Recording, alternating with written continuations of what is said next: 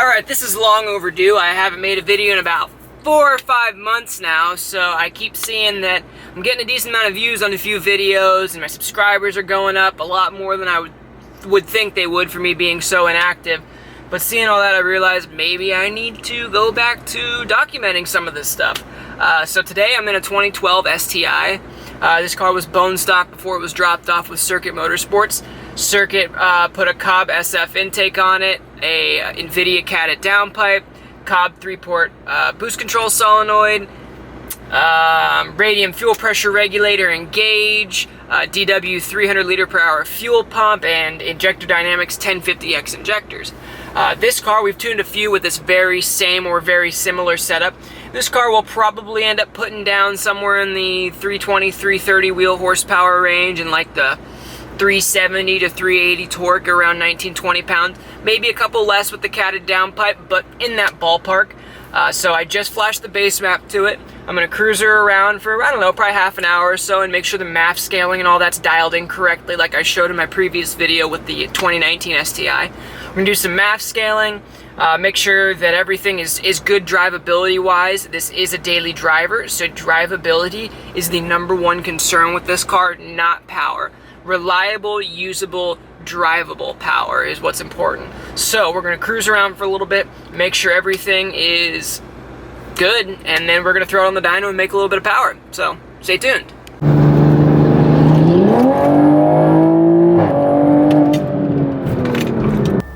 There's a few other things that have changed in the last few months. Not only have I done a lot of work that I haven't documented, but I've also purchased a new car. In August, when they first came out, I purchased a Mark V Supra Premium.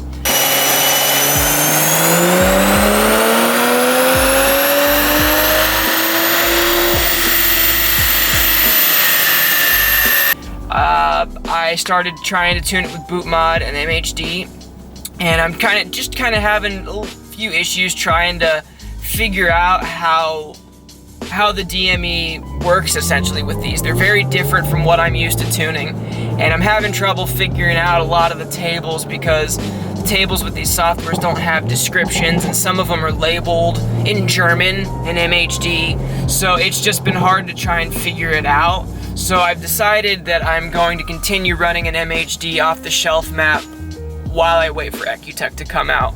Once Ecutech releases their software, which sounds like they're going to be releasing it this week from an Instagram post I saw earlier, as soon as they make that release, I will go all in on the Supra and the B58 with Ecutech. So I can't wait to see what Ecutech is going to do with the B58. I can't wait to see all the race ROM things that they've added. It's going to be really, really cool. We're going to be able to do a lot of really cool things with it. So there will be a lot of Supra content as soon as that comes out. Like I said, right now it's just running an off-the-shelf map. It did make 517 wheel horsepower and 575 wheel torque with just a Titan Motorsports downpipe and the off-the-shelf E30 Stage 2 map from MHD. The car is an absolute animal, so I'll try to document a little bit of that for you as well.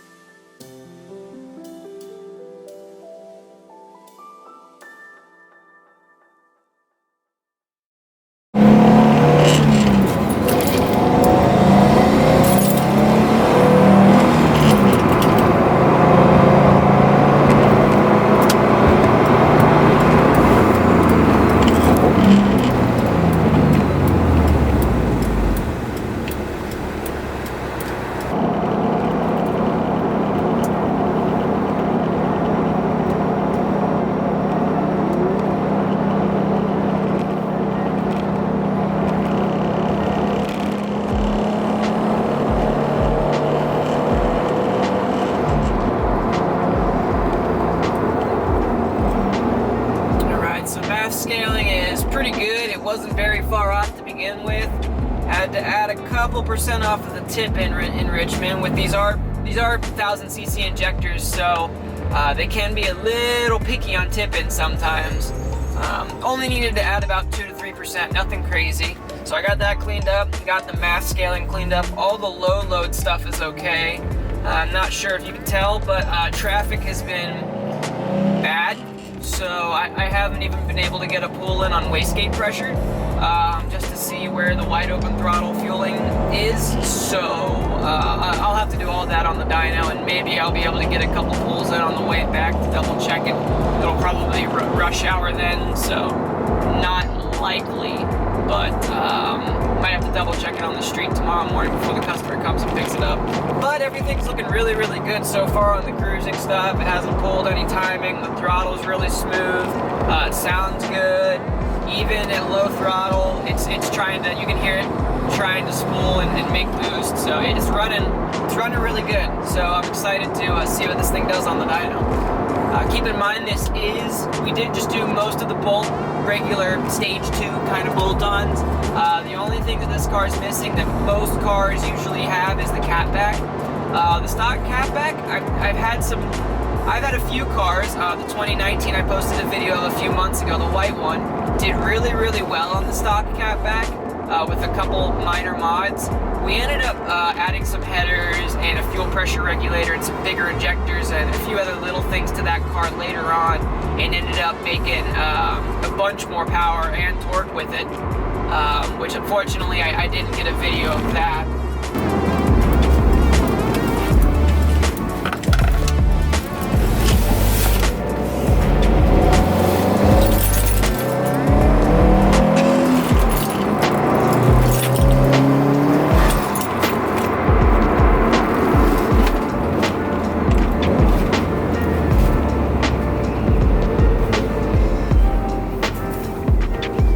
Got in the boost just a smidge in there and it ran a little rich, so before I put it on the dyno, I'm going to pull a little bit of fuel up in the higher load area. I'm not going to go too crazy, but yeah, it hit the low 10s there, and we're shooting for about 11.2 in that ballpark. So I'm going to pull a little bit of fuel, and we'll do a baseline pull on low boost, probably only do like 15-16 pounds. We'll see what it does, and slowly add up the boost from there, calibrating the fueling and everything along the way to make sure it's all good, making sure the ignition timing is good and it's not pulling any from knock retard or anything like that, and that's it. So I'm about to pull into Dynasty. She's all gassed up, and let's see what this thing does.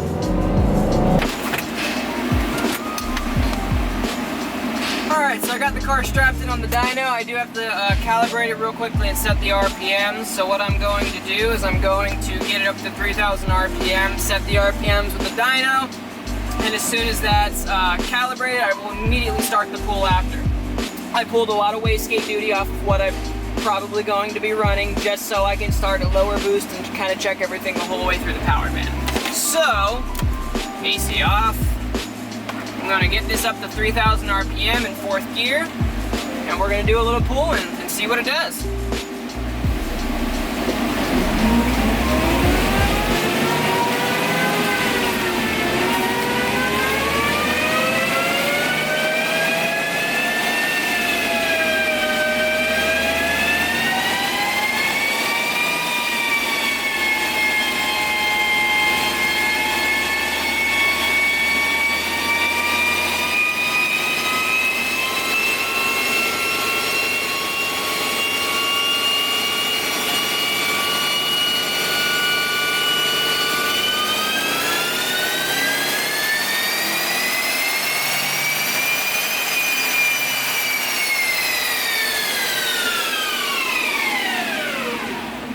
Alright, so our little baseline pull only made about high 13, low 14 PSI. It did 276 and 278. It did pull a decent amount of timing, which I gotta sift through the log a little bit more, but it looks like, I can't tell if the timing's just a little too aggressive or if it just needed a little bit more fuel. So like I said, I gotta dig through the log a little bit more. Did pull a little bit of timing, so I am actually surprised it made as much as it did up top. But I'm gonna sift through the logs, possibly pull some timing and add some fuel, and then once I get that knock to go away, then I will up the boost. I will not up the boost until I figure out why it was pulling timing. So that's what we're gonna do now.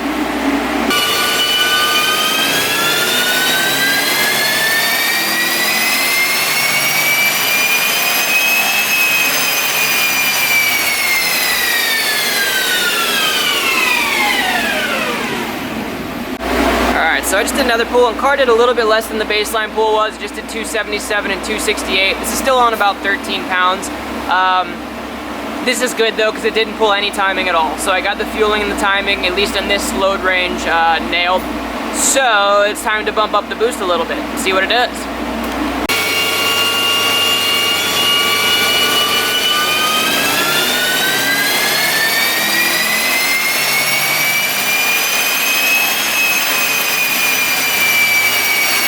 Alright, I totally forgot to record that pull, sorry, but I finally got all the timing stuff worked out. I did have to pull a lot of timing for a 93 car, but we just did 305 and 310. I know the curves are kind of hard to see in that color, but super, super, super smooth. It's still only like 14, no, I'm sorry, it was more than 14 pounds. It was about 15 to 16 pounds, so we're still going to add a decent amount more boost. But curves cleaned up a lot. It looks so much better, so we're making progress now. Hopefully we don't have any more trouble with knock from here on out, but let's see.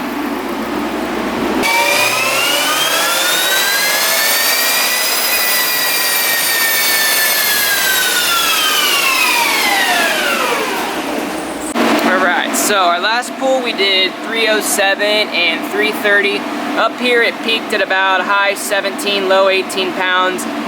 By 4,500 it dropped to low 17s and then just continued to fall off up to about 13 at redline.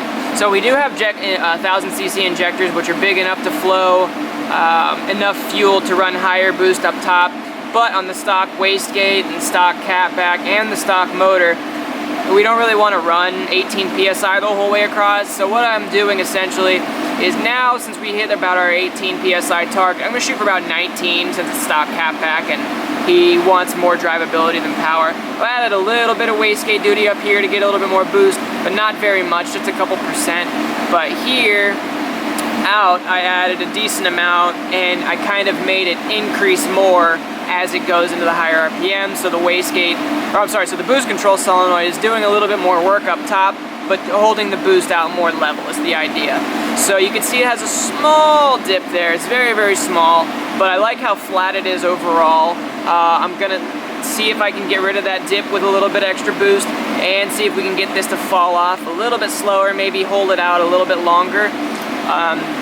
But it looks really, really good.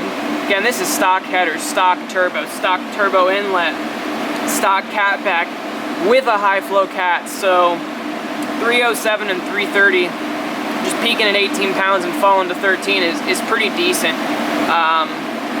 But like I said, we're gonna run a little bit more boost the whole way through it. Not much more over here, mostly through the end. It doesn't seem to want more ignition timing. This car is taking a lot less ignition timing than most of these do, which sometimes that happens. I'm running closer to what I would run on a car with 91 octane right now.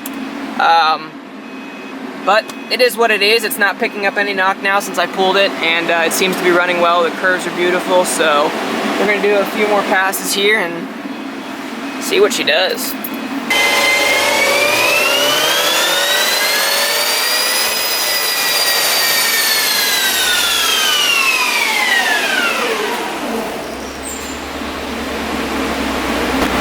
Alright, so we had small gains. It still looks like that dip. We had that dip a little bit around 6,000 RPM. So it did 312 and 334, only a few more, but a little bit. But you can see it still has that dip there. So I'm just gonna go into this area and add 3-4%, something like that, and it should be pretty good.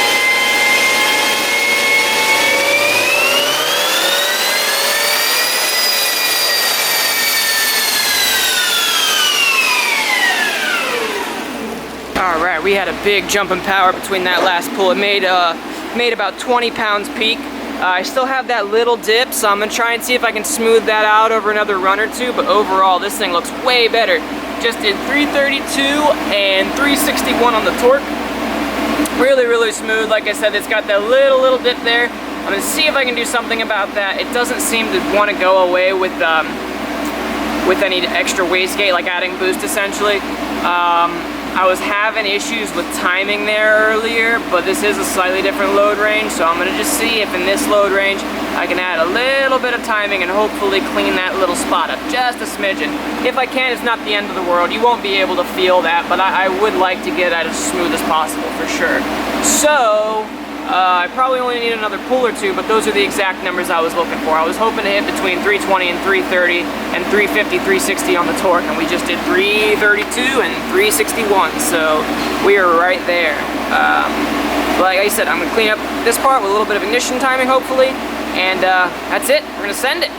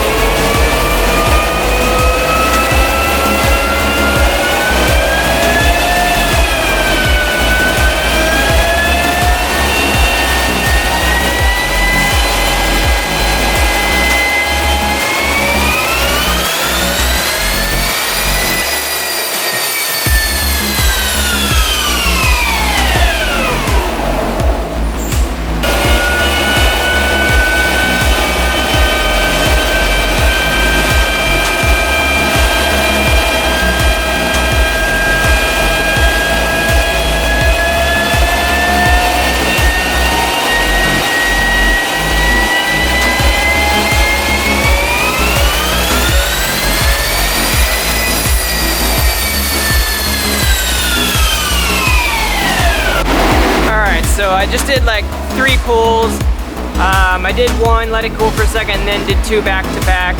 So you can see it's making a couple less than our best pull. Our best pull was 330 and 360. It's doing 323, 319, 319, and 351, 355, and 352. So it made, you know, 8, 10 less horsepower in a couple spots and about, you know, 5 to 6 less torque.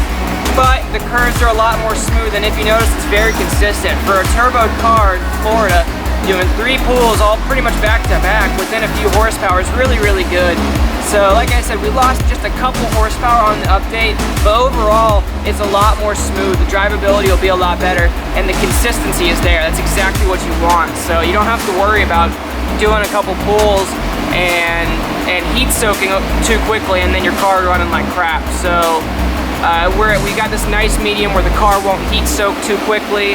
We're not stressing out the turbo. We're not stressing out the engine. Everything is in a nice, safe zone right now. So I think we're gonna keep it as is. I'm gonna test it on the street on the way back, of course, and double check that everything is all right. We're not hitting any knock cruising or anything. And that's it. Customer's gonna come pick it up later. So really, really stoked to see how this thing drives on the street.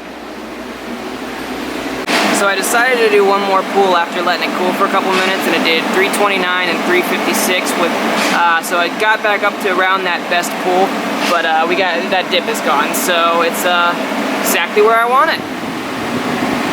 Gonna unpull her. I'm sorry, gonna unstrap her.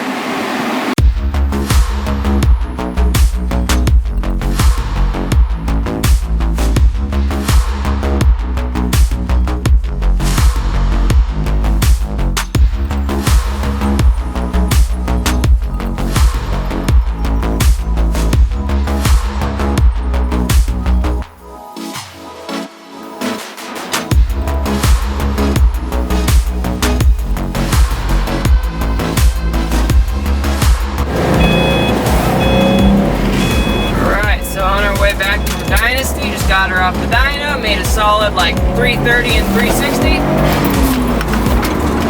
Definitely doesn't feel like the same car I drove down here.